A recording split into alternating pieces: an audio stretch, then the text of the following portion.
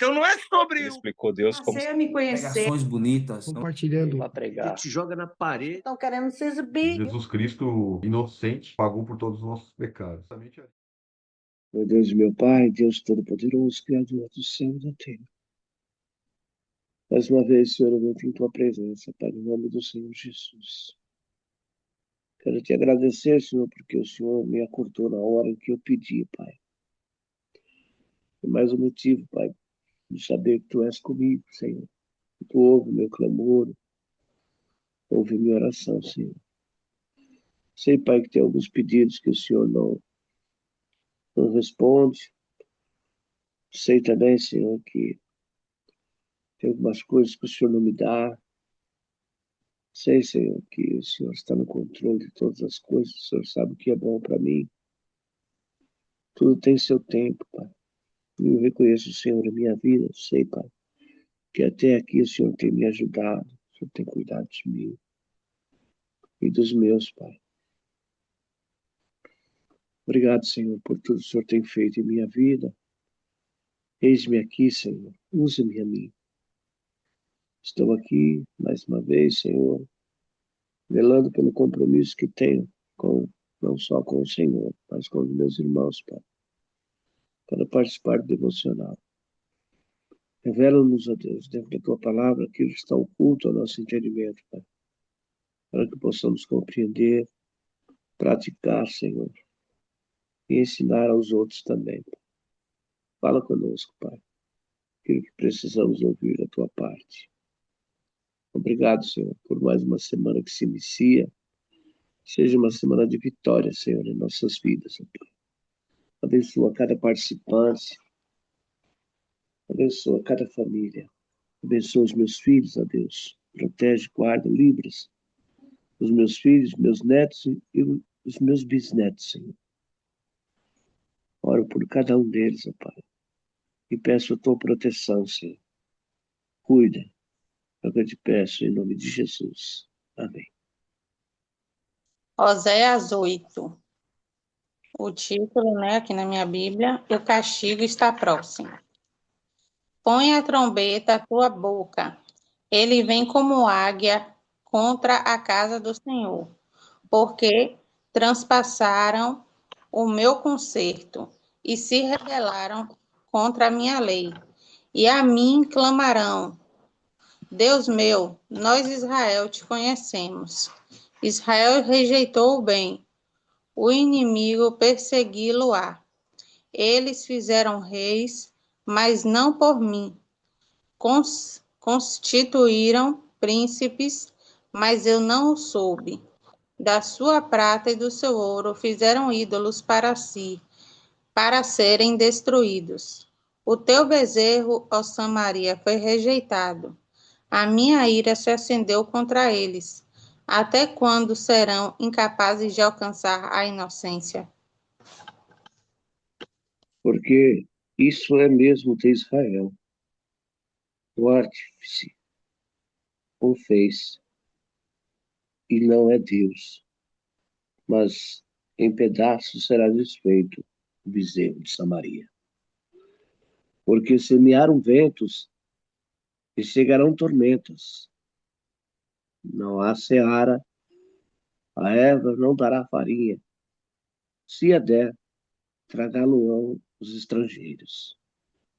Israel foi devorado, agora está entre as nações como um vaso em que ninguém tem prazer. Porque subiram à Síria como um jumento montês por si só. Marcou Efraim amores. Todavia, ainda que eles merquem entre as nações, eu as congregarei. Já começaram a ser diminuídos por causa da carga do rei dos príncipes. Visto que Efraim multiplicou altares para pecar, esses altares lhes serviram para pecar, embora eu lhes escreva a minha lei em 10.000 preceitos. Estes seriam tidos como coisa estranha. Amam o sacrifício, por isso sacrificam, pois gostam de carne e a comem. Mas o Senhor não os aceita. Agora ele se lembrará da iniquidade deles e castigará os pecados que cometeram. Vou mandá-los de volta para o Egito, porque Israel se esqueceu do seu Criador e edificou palácios, e Judá multiplicou cidades fortificadas. Mas eu enviarei fogo contra as suas cidades, fogo que consumirá os seus palácios. Aleluia. Glória a Deus.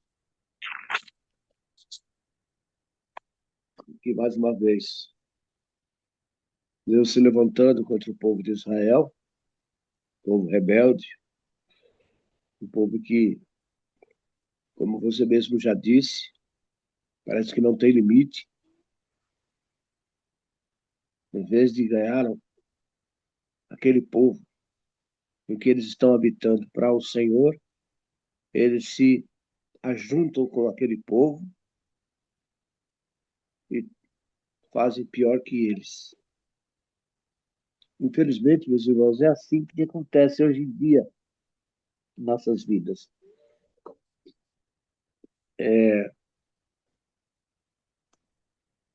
Quantas pessoas, amados, conhecem a palavra de Deus, aceita Jesus,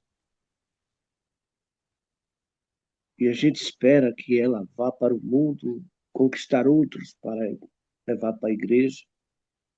Acontece exatamente o contrário. Elas se perdem mais ainda com as pessoas do mundo. Eu me lembro que quando eu aceitei Jesus, logo em seguida minha esposa, eu comecei a levar meus filhos para a igreja, a Débora, a Diane. A Diane era pequenininha de colo, né? A Jéssica não foi, caiu no mundo. O Douglas ia de vez em quando, mas foi. O Douglas aceitou Jesus. A Débora também aceitou. Deus trabalhou na vida dela por um período. E depois ela começou a andar com as meninas lá quando nós morávamos ali, você sabe muito bem, na rua Síria, Jardim Bertoldo, ali em Ribeirão Pires. E eu esperava que ela ganhasse aquelas meninas que era colega dela para Jesus. E aconteceu exatamente o contrário. Ela foi para o mundo depois de ter aceitado o Senhor Jesus. Passado pouco tempo, apareceu grávida. E foi um tormento para mim. Então você vê como é que é as coisas, né? Aqui a gente percebe que Israel não foi diferente.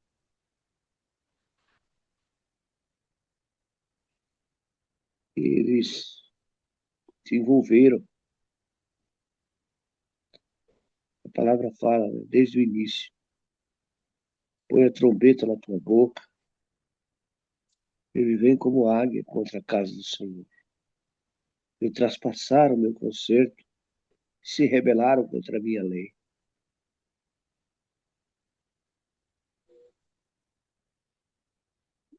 E na hora da dificuldade eles vão gritar: Deus meu, nós, Israel, te conhecemos. Mas Israel rejeitou o bem e o inimigo perseguiu-a. E é assim que acontece, irmãos. É que Deus é misericordioso, é longânimo, é tardio em irar. Ele não, como eu já disse aqui, ele não fulmina o pecador de imediato. Mas ele dá um tempo, né?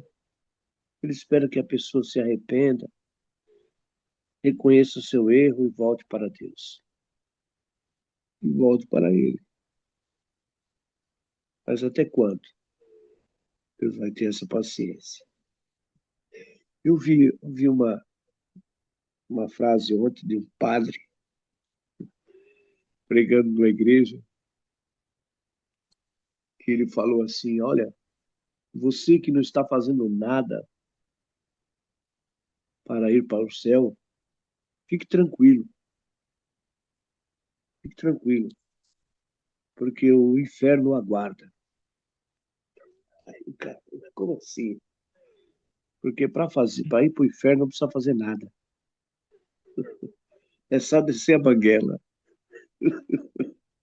Então, é assim que acontece, né?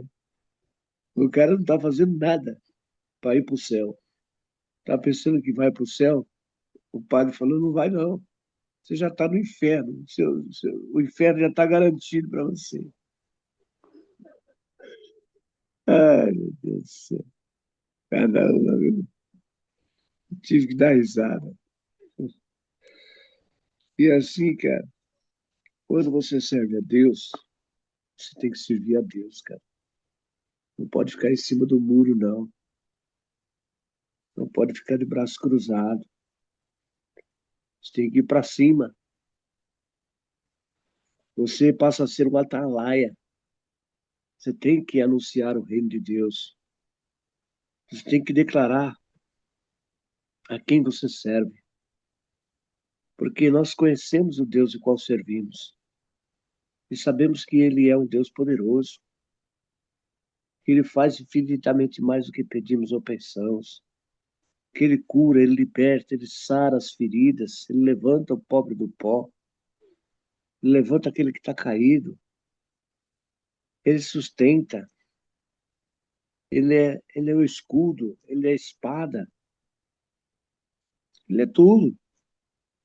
Quando nós conhecemos esse Deus maravilhoso, nós temos uma ferramenta extraordinária em nossas mãos. E nós precisamos usar essa ferramenta. E essa ferramenta precisa estar afiada. Porque se não estiver afiada, é como um machado cego, você trabalha o dia inteiro e não consegue cortar. Agora, se a ferramenta estiver afiada, nossa, é 2 palitos. E a ferramenta afiada, o que é que Deus quer de mim, de você? É isso aqui, ó. É estar aqui ligado na videira, lendo a palavra de Deus, estudando, meditando e falando com os outros. Olha, Jesus te ama. Jesus vai voltar. Ele te observa. Ele está atento aos seus passos. Se volte para Jesus. Ah, mas eu estou com um problema. Jesus é a solução. Ah, eu estou doente. Jesus é o médico dos médicos. Rapaz, eu estou numa situação difícil. Como é que Jesus é o advogado? Ele é o Senhor dos senhores. Eu me encontro perdido. Eu estou sem... Jesus é o caminho. Ele vai esclarecer você, ele vai te orientar, ele vai te ensinar, ele vai mostrar a você como você deve agir, como você deve proceder, que caminho você deve seguir para que dê tudo certo. Vai ter momentos difíceis, vai, mas conte com ele. Ele vai te orientar, ele vai te ajudar. Ele vai te ensinar a você ser humilde. Vai deixar a sua arrogância fora de si. Vai transformar a sua personalidade, vai transformar você. Você vai deixar de ser você. Vai falar como Paulo, já não vivo eu, mas Cristo vive em mim.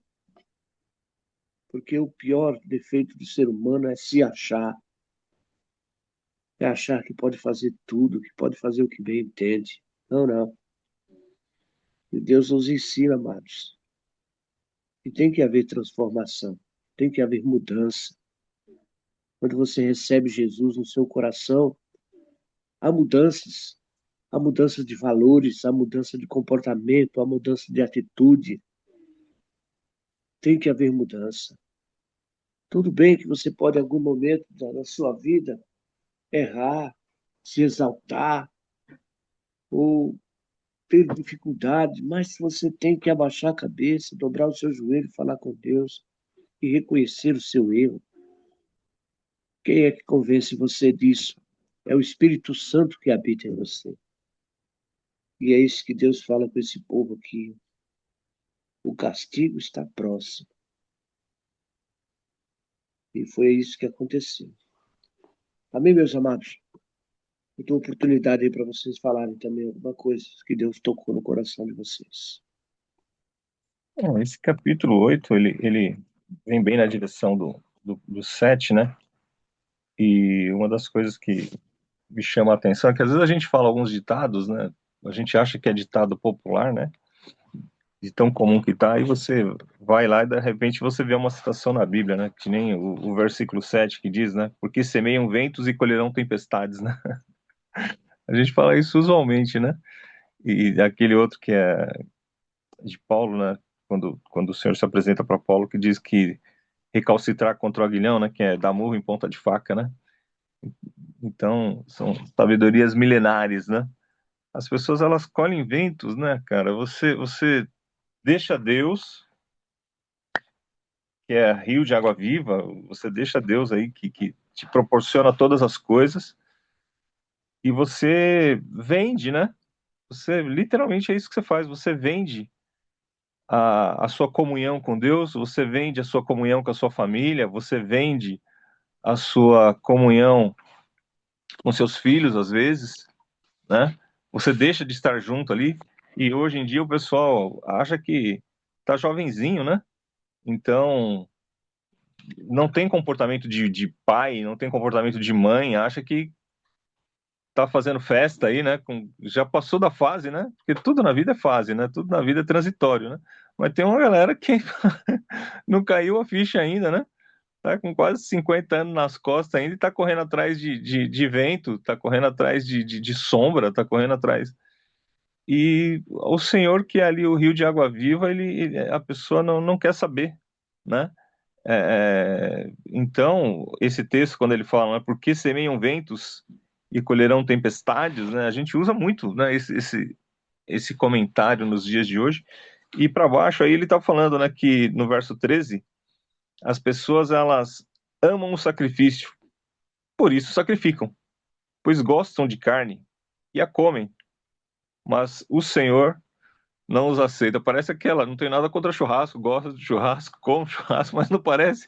Eu quero que o cara só tá matando para fazer um churrasco aqui. Vamos juntar todo mundo aqui, vamos fazer uma festa aqui, vamos trocar uma ideia, vamos bater um papo, vamos, né? O sacrifício não tem a finalidade de verdade ali, né? Que era propiciação de pecado, né? Que era a substituição do sangue do ser humano por aquele do animal. Não tinha aquele significado ritual, né, ritualístico, né? Na verdade não. Você queria comer carne, você fez um sacrifício lá, mas não era para mim, né? E eu nem aceito, né? Então, parafraseando e trazendo aí para os dias de hoje, né? O cara tá curtindo lá, né? Tá lá na cerveja, no churrasco, na música, tá curtindo e tal. Tem o sacrifício ali, mas para Deus não é nada ali, né? Então, volto a falar, né? Nada contra churrasco, nada contra reunião de família, nada contra nada. A gente só tá aqui aproveitando o texto para tirar uma licença e alguma reflexão, né? Assim, porque para um pouco, né? Faz uma reflexão, agradece a Deus aí aquele momento, aquela reunião, aquela coinonia, né? Levanta um brinde ali, pelo menos, né? Por tudo que o Senhor tem feito, né?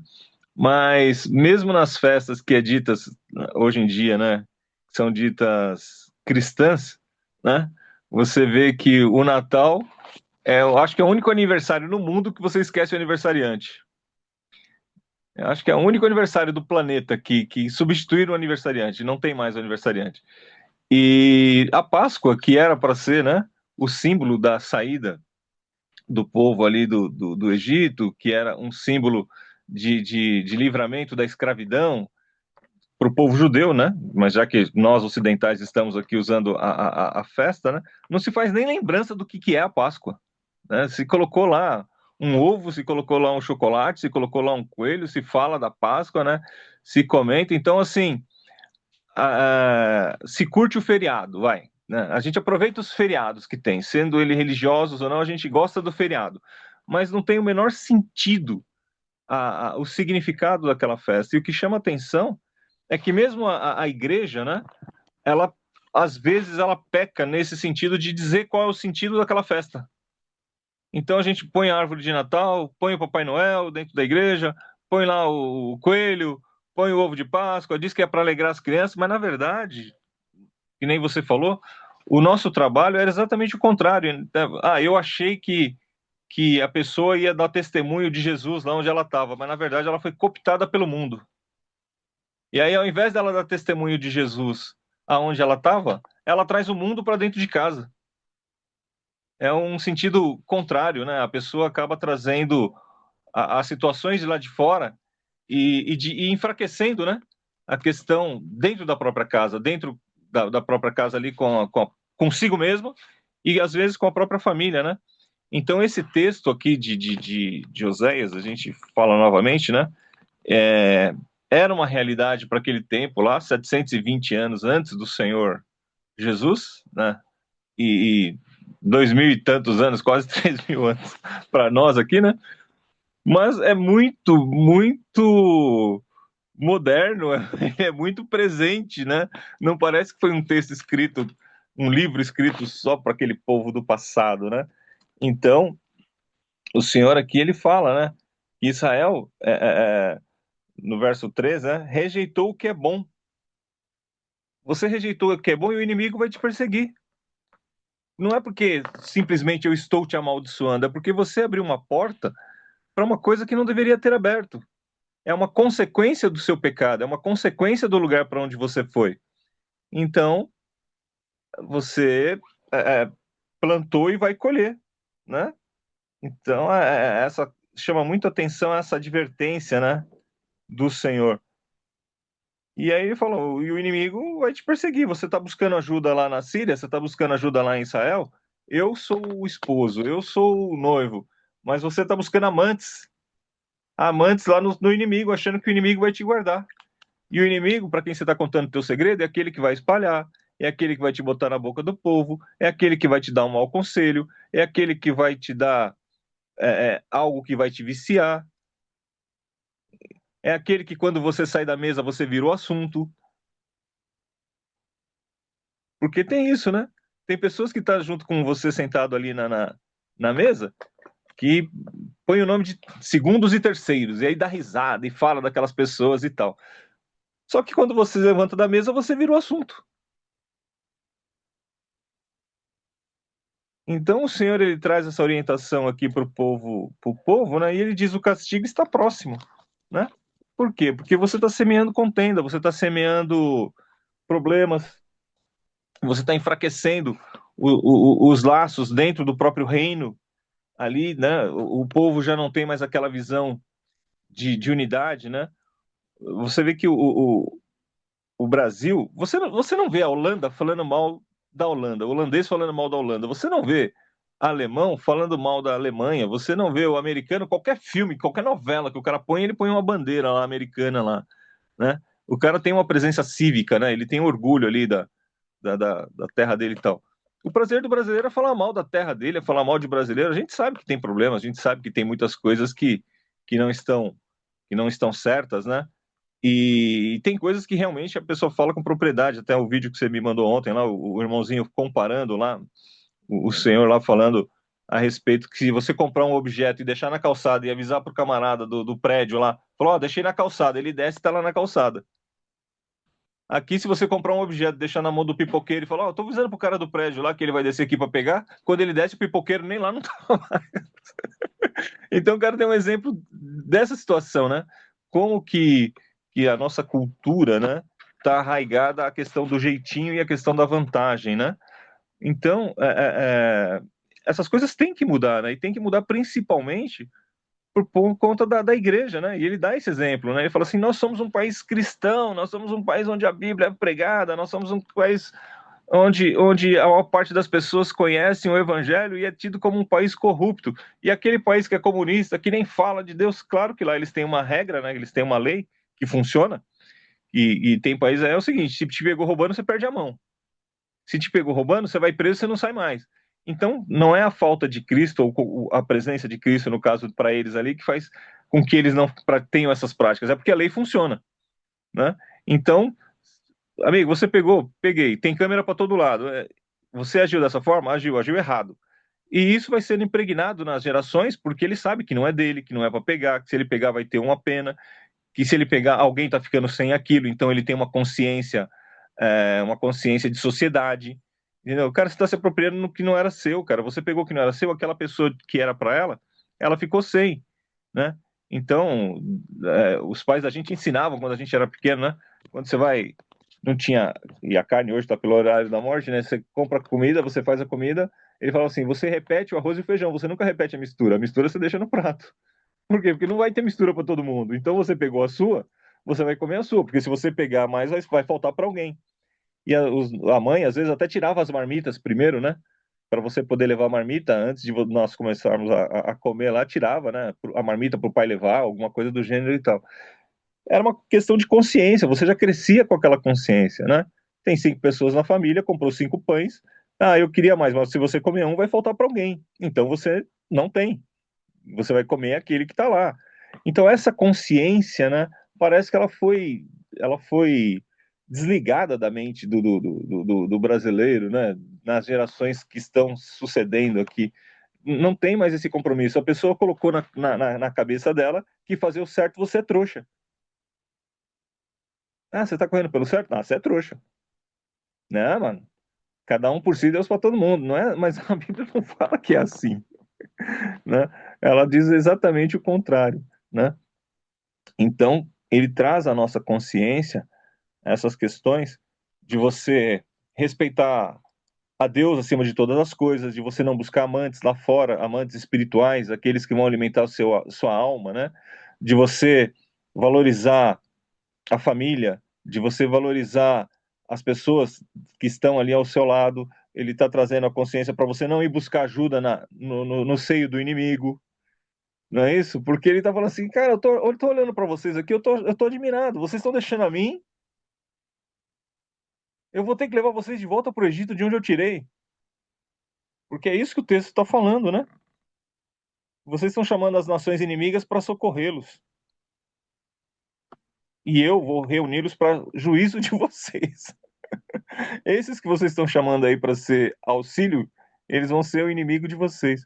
Então, mas por quê? Tudo isso porque ela se prostituiu, tudo isso porque ela não serviu a esse rei, tudo isso porque ela deu as costas à palavra, tudo isso porque ela levou o inimigo para a terra dela. Eu falo assim, deixa eu entender, eu estou aqui guardando, protegendo a cidade, e vocês estão trazendo o inimigo para cá para se defender de mim. Porque eu que estou dizendo que vai haver uma opressão, eu que estou dizendo que vai haver uma condenação, eu que estou dizendo que vai haver um acerto de contas. E vocês, para se defenderem do acerto de contas que eu estou dizendo que vai haver, vocês estão aí se levantando, então. Então, aí a Bíblia fala, né, que Efraim multiplicou altares para pecar. E é o que a gente vê, né?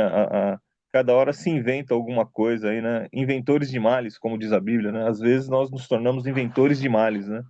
A gente cria situações para a gente mesmo ficar enveredado nelas. E aí você traz essas coisas para dentro do seu quintal, você traz essas coisas para dentro da sua casa. Você vai lá, busca o problema lá fora, não satisfeito em mergulhar no problema lá fora, você ainda traz ele para dentro da sua casa, para ser maldição ali para você e para os seus filhos e para sua descendência. Então, Oséias é um texto muito atual, né? E aí eu devolvo a palavra para você e para as irmãs, caso elas queiram, né? E com essa advertência de Isaías, né? Não vamos trazer o inimigo para dentro da nossa casa, vamos guardar a nossa casa, né? Vamos ser aí o sal da terra e a luz do mundo, e não ao contrário, né? E não trazer a obscuridade de lá de fora, né? E não trazer o desabor de lá de fora para dentro da nossa própria casa. E quando você cavuca um pouco, você fala assim, poxa, fulano lá, você viu a consequência do que houve lá e tal, o que a pessoa fez, mas ninguém vai buscar o porquê que a pessoa fez, né? Por que aconteceu, né? Aconteceu de pouco, né? A pessoa foi dando brecha, foi dando brecha, foi dando brecha, foi rachando ali lenhando a madeira, e daqui a pouco não tinha mais pedra sobre pedra, né? É um mistério, viu, Jurandir? É um mistério. Mistério porque a própria Bíblia relata que o Espírito Santo, Deus, não permitiu que Paulo fosse pregar o evangelho naquela região. E os chineses, japoneses, eles não são cristãos, mas a lei lá acontece.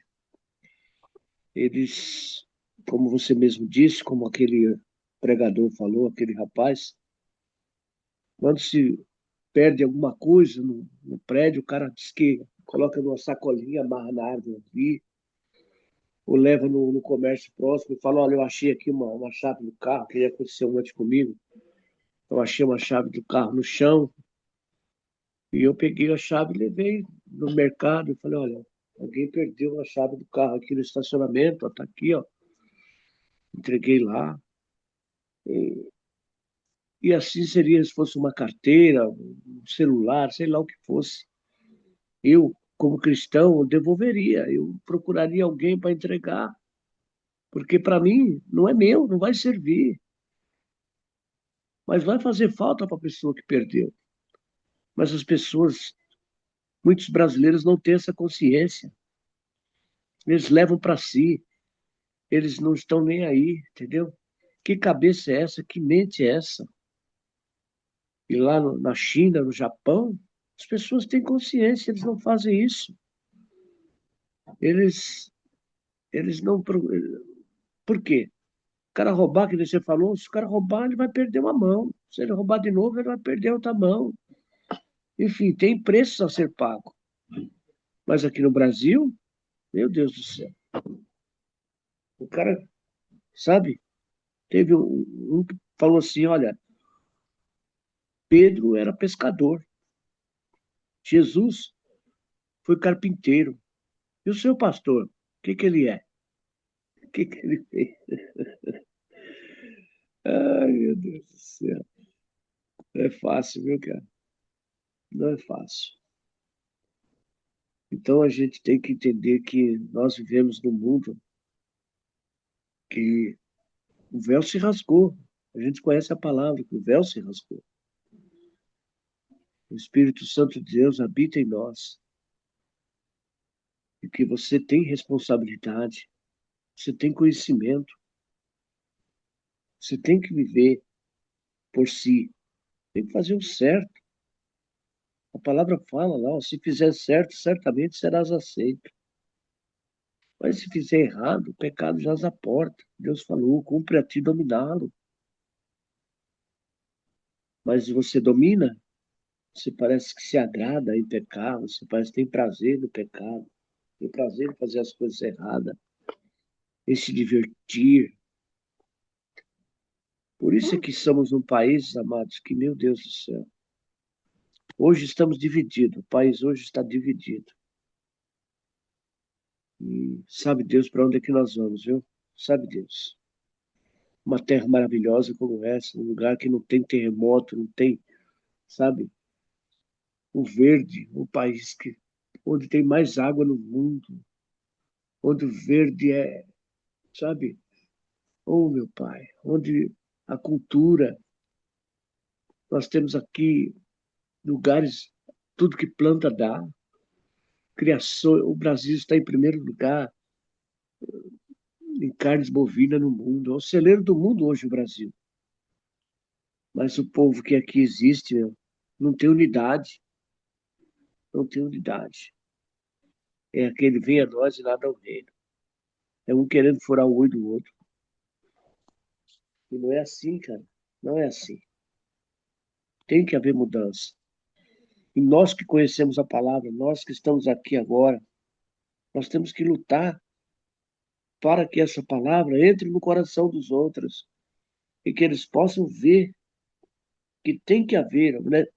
Tem que ser honesto, tem que viver, fazer o possível para se fazer o melhor, para que Deus se agrade de você, para que a nação seja uma nação melhor, para que este povo venha a ser melhor. Eu acho que tem que ter, aqui no Brasil, tem que haver leis mais duras, cara, mais duras. Lei em que a pessoa tem que pagar o preço do seu erro. E não o cara roubar ou tirar a vida de outra pessoa, ir para a cadeia, ficar comendo e o governo pagando. Não, não. Tem que haver uma justiça mais forte, tem que haver leis mais duras para que as pessoas pensem duas vezes antes de cometer esse sacrilégio, esses erros, essas coisas que destroem o nosso país. Eu gostaria que as meninas falassem alguma coisa também.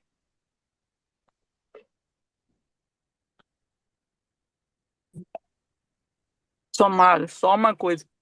Não é só lá no Japão e na China, não. Aqui também, quando você acha as coisas, você devolve. Aqui não fica, não.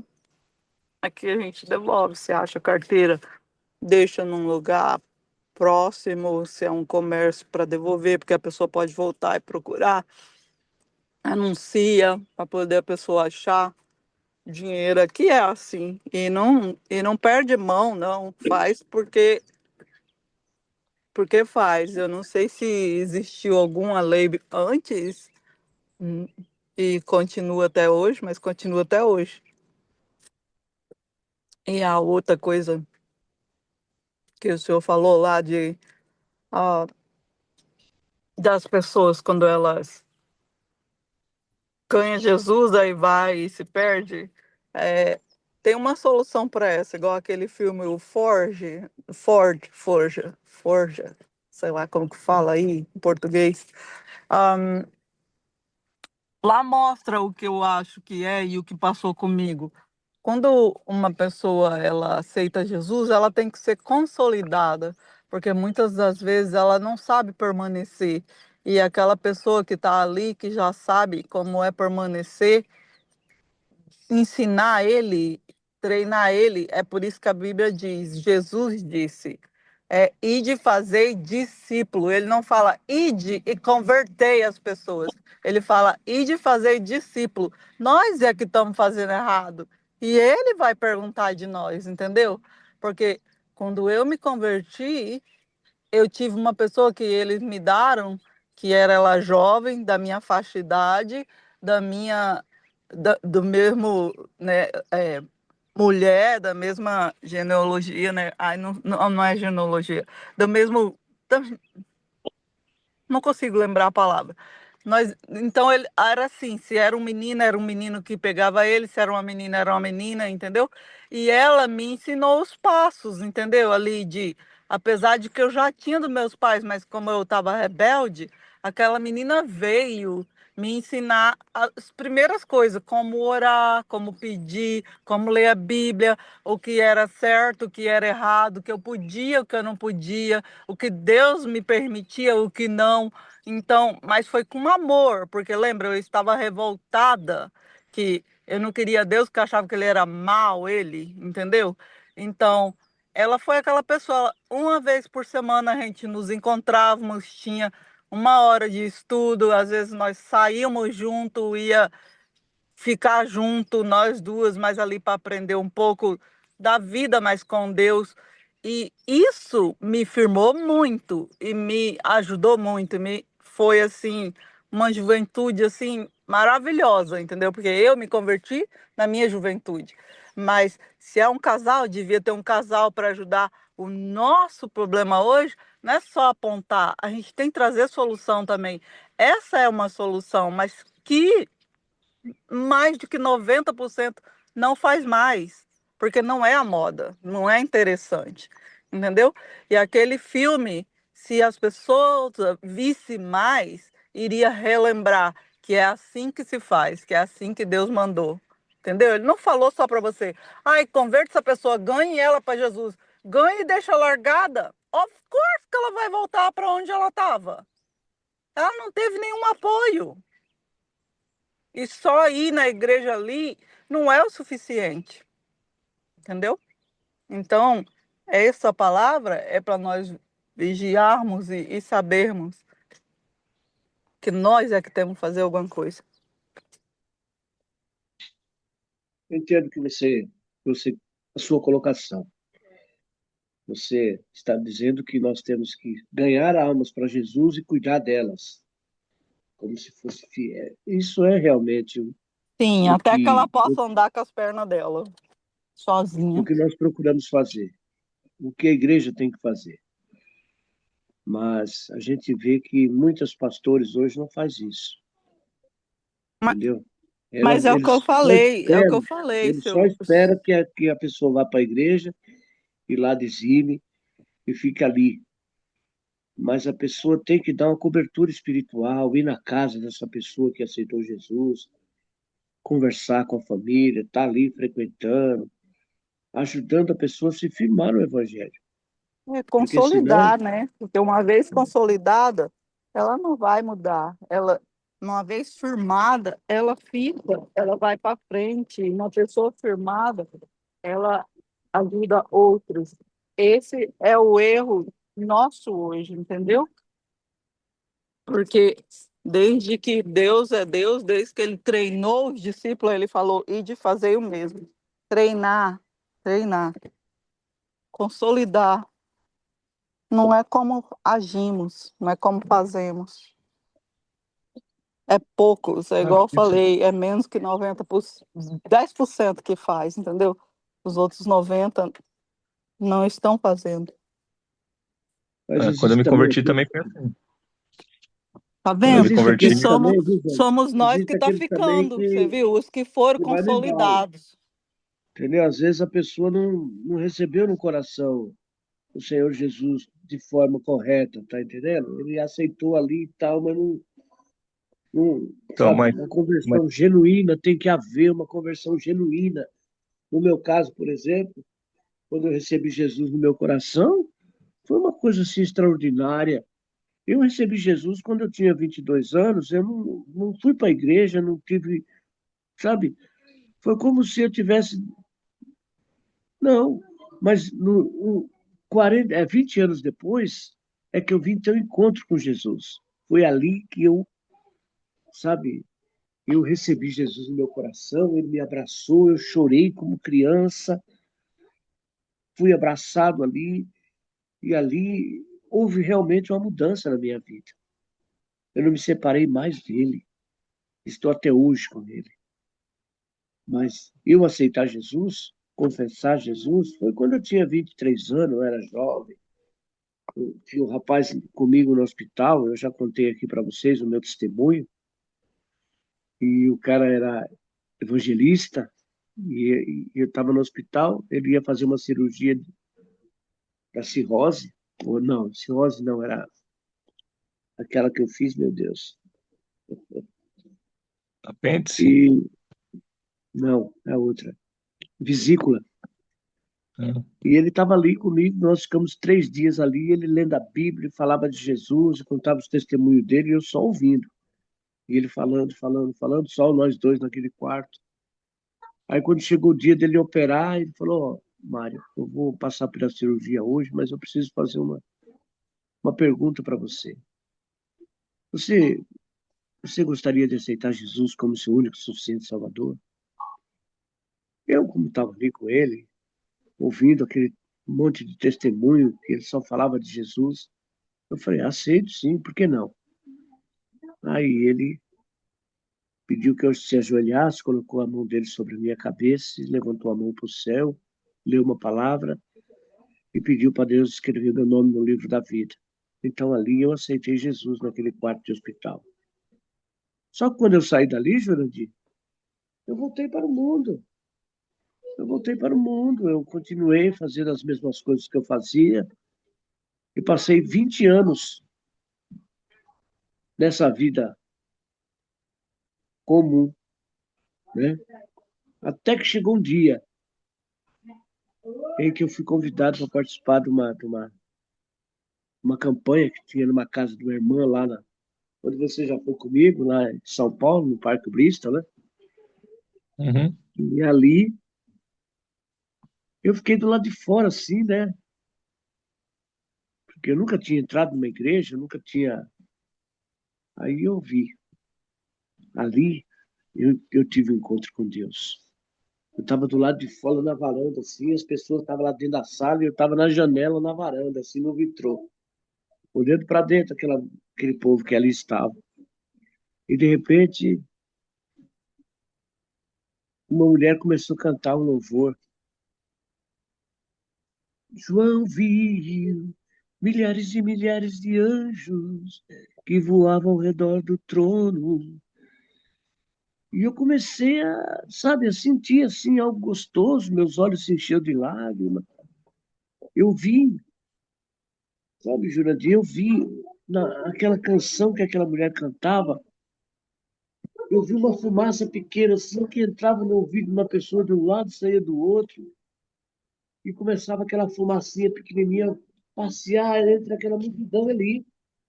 Eu vi isso, eu falei, meu Deus, o que é aquilo? Mas nisso, Marão, tinha 3 irmãos que me conheciam. Eles subiram lá para cima do sótão da laje lá e disse que eles começaram a orar. Começaram a orar. E lá dentro, o pastor, quando a moça acabou de cantar, cara, ele falou assim: olha, aqui nesse lugar hoje tem uma pessoa que, quando tinha 4 anos de idade, eu livrei dela morrer afogada. Rapaz, eu falei: esse homem está falando comigo? Meu Deus do céu. Como é que ele sabe? Quando eu tinha 4 para 5 anos, eu quase morri afogado no lago. Aí ele falou assim: olha, quando você tinha 7 anos de idade, eu livrei você de morrer atropelado. Meu irmão, era eu, cara. Ali não teve dúvida, eu já estava desmanchando, já estava chorando, eu já estava. Não, só pode ser Deus, só. Quem é que sabe dessa história? Quem é que viu isso? Você gostaria de aceitar Jesus esta noite? Aí eu, ali já chorando, cara, eu falei assim: olha, aceitar Jesus, eu já aceitei há muito tempo. Eu só não sabia que ele estava aqui agora. Rapaz, quando eu falei isso, a igreja veio abaixo, cara. Todo mundo começou a chorar. Eu já entrei para dentro chorando, eles me abraçaram e ali foi um reboliço tão grande, cara. Então, quer dizer, eu, eu recebi Jesus naquele dia. E ali a minha vida mudou completamente, cara. Nunca mais me afastei dele. E as coisas foram acontecendo na minha vida. Então, tudo bem. E eles cuidaram de mim. Mas houve da minha parte também, houve uma grande vontade de realmente conhecer esse Deus, de seguir esse Deus, de mudar. E que houve uma mudança na minha vida. A partir daquele momento, mudaram-se os valores. E foi muito bom. Olha eu aqui. Isso já faz 30 anos, está completando agora. Esse mês de maio aqui está completando 30 anos que eu estou servindo o Senhor. Glória a Deus. Amém, amados? Então é isso aí. Mas nem todo mundo, né, segue Jesus. Se desvia no meio do caminho, se afasta. As tribulações, as lutas, as provas o fazem com que eles se afastem, se esquecem de Deus. E não foi diferente aqui com esse povo. Porque Israel se esqueceu do seu Criador e edificou palácios, e Judá multiplicou cidades fortes. Mas eu enviarei um fogo contra as suas cidades, e ele consumirá os seus palácios. Então, meus irmãos, é assim. É comigo assim, e é com muitos assim. Eu prego na casa de recuperação toda semana, e todos aqueles meninos que ali ficam, eu já dou um devocional para ele, coloco o número do meu telefone. Cada menino ali que, através do Espírito Santo, me usando, aceita Jesus, eu procuro cuidar deles. Tenho muitos no meu celular aqui que me seguem e eu mando uma mensagem quase todos os dias da parte de Deus para eles, pergunto como eles estão. Eu tenho muitos filhos da fé que eu consigo cuidá-los distante, através do celular. Mas tem muitos também que desapareceram, não vi mais, não tive mais contato. Mas é Deus que cuida, né, amados? É Deus que cuida. Tem que haver uma conversão genuína. Tem que haver. É o Espírito Santo que convence. Amém? Amém. Esse texto, né? Assim, eu também fui cuidado, né? Quando eu aceitei a Jesus lá atrás, porque era uma tendência da igreja, a igreja fazia isso mesmo. Ela preparava os obreiros já na escola dominical ali, ou no grupo de jovens, já ia se preparando a liderança para a igreja futura. Então, os pastores eles já davam responsabilidades para os irmãozinhos ali, para eles estarem espelhando as pessoas. Tal era a confiança de que as pessoas que estavam dentro estavam realmente convertidas, né? Mas a questão, em muitos casos que a gente vê hoje, é o que você falou, né? A pessoa vai colar do lado de alguém para cooptar aquela pessoa e é cooptada, que é o que o texto aqui ele está falando, né? Quando no versículo 6 ele fala assim, porque esse bezerro, ele vem de Israel. É obra de artífice, não é Deus. Então você vê que quem fez o bezerro, comparando conosco aqui, né, foi a igreja que fez o bezerro. Sim. Então eles deveriam anunciar o Deus que é rios de água viva, ele deveria anunciar o Deus Pai Todo-Poderoso. Só que a igreja, né, aqui no caso Israel, que está representando para nós, né, tipificando, né, a igreja, foram eles que fizeram os bezerros. Então, mesmo para você colar com uma pessoa e você firmar aquela pessoa nos princípios do evangelho, você precisa estar firmado no princípio do evangelho, né? E essa esse é a palavra que Oséias traz no sentido de que, assim, Israel, vocês não estão cumprindo a missão de vocês, nós não estamos cumprindo a nossa missão, nós estamos nos afastando de Deus e estamos pedindo ajuda para o mundo. Então é a mesma coisa que a gente está falando aí. É o mundo que está cuidando do irmãozinho, é o mundo que está cuidando da irmãzinha, é o mundo que está cuidando da igreja, não é? Esse negócio parece que foi invertido, entendeu? O fluxo está ao contrário, né? Então, ao invés de nós emanarmos o Espírito Santo, de emanarmos Jesus, nós estamos copiando, né, o que está lá fora, né, o que era para ser transformado, né? Nós estamos copiando o que era para ser transformado pelo poder da palavra. E estamos nos afastando da palavra. Porque o que você vê é isso, né? Os sermões, né? Não são mais textuais. O camarada não é mais pregador, não é mais pastor, é coach, né? Então, vai se afastando de algumas práticas, de algumas coisas. Só falta ter um banquinho e um violão para ele tocar lá, né? Porque não tem mais púlpito. Então, você vai descaracterizando ali a questão da igreja, as pessoas não têm mais oportunidade de dar um testemunho, de falar, não tem mais um conhecimento pessoal. É uma igreja que é en passant. Passei na igreja, fui embora, mas você não tem mais convivência. Não conhece mais a pessoa que está ali do lado, né? Porque aquele modelo de igreja que a gente conheceu, ele está deixando de existir nos grandes centros, né? Em alguns lugares ainda tem, né? Aquela comunidade forte, aquela comunidade em que todo mundo se conhece, aquela comunidade em que as pessoas oram juntos, em que vão de madrugada, em que elas se protegem, que elas se cuidam. Então elas são fortes para poder alimentar outros, né? Mas tem casos até que se a pessoa tiver com uma necessidade espiritual, a pessoa não vai lá orar, ela vai buscar alguém que vai orar, porque ela fala, não, eu me reconheço na falta de condição de poder orar por alguém. Então ele vai mandar um oficial da igreja lá, mas na verdade o Senhor diz que todo cristão é um sacerdote em si mesmo, todo cristão ele tem potencial para estar orando, porque quem faz o milagre é o Espírito Santo de Deus, você precisa ter, mas a pessoa se reconhece fora da posição, então ela não vai, entendeu? Então é disso que Oséias, no caso, né, ele vem tratando, e é uma coisa que para nós sermos esses sacerdotes aí, para nós sermos essa influência positiva, nós precisamos estarmos na presença de Deus, né, ou a igreja precisa estar na presença de Deus, E é por isso que a palavra diz que a necessidade é grande, mas os ceifeiros são poucos, né? Porque muitos dos que vão para lá não voltam, né? Ou trazem o mundo junto.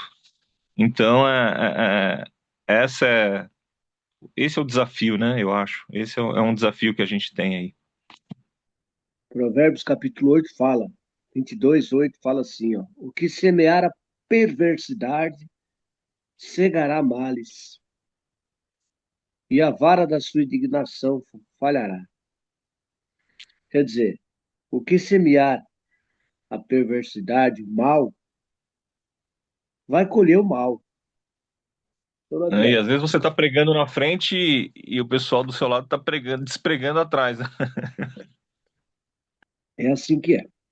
Mas amém. Amém. Estaremos orando então.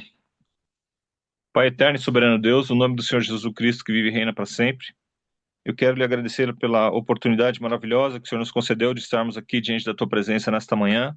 A tua palavra diz que onde houver 2 ou 3 reunidos em teu nome, ali eu estarei. Então eu agradeço, não é, Senhor, por podermos aqui ouvirmos a palavra explanada pelo irmão, o testemunho dado pela irmã, Senhor amado, as orações que recebemos. Queremos agradecer ao Pai querido pela oportunidade de poder ouvir essa palavra, por poder lermos a tua palavra, por podermos comentarmos um pouco da tua palavra. E nós sabemos que essa palavra é muito atual para os dias de hoje, então que o Senhor possa nos levantarmos, ó Pai querido, como pessoas que não estão plantando ventos, ó Pai querido, que não querem colher tempestades, mas que nós possamos estarmos mergulhando na tua palavra e que possamos de alguma forma estarmos sendo transformados pelo poder do teu Espírito Santo, que nós possamos, ó meu Deus, ser sal e luz para podermos refletirmos a tua glória, Pai querido e santo, para podermos temperar este mundo, Senhor amado, que jaz no maligno, que o Senhor possa nos ajudar, ó Pai querido e santo, e nos colocar nos lugares que o Senhor deseja que nós estejamos, para que possamos fazer a diferença. Ajuda-nos, ó Senhor, purifica-nos, lapida-nos, ó Senhor, enche-nos da tua graça e do teu amor, dai-nos um dia de abundância, dai-nos um dia de prosperidade, dai-nos um dia, Senhor amado, de vitória. Abençoa os irmãos que estão ali em outro fuso horário também, abençoa-os, ó Deus. Desde já eu agradeço pelo milagre que o Senhor operou, ó Pai querido, na vida do filho da tua serva. Agradecemos ao Senhor amado pela franca recuperação dele. Agradecemos ao Pai querido pelo cuidado que o Senhor tem tido conosco. No nome do teu filho Jesus, que nós oramos e agradecemos ao Pai. Amém e amém. Então não é sobre Ele explicou Deus como Você a me conhecer. Pregações bonitas. Compartilhando. Para pregar. Te joga na parede. Estão querendo se exibir. Jesus Cristo, inocente, pagou por todos os nossos pecados. Justamente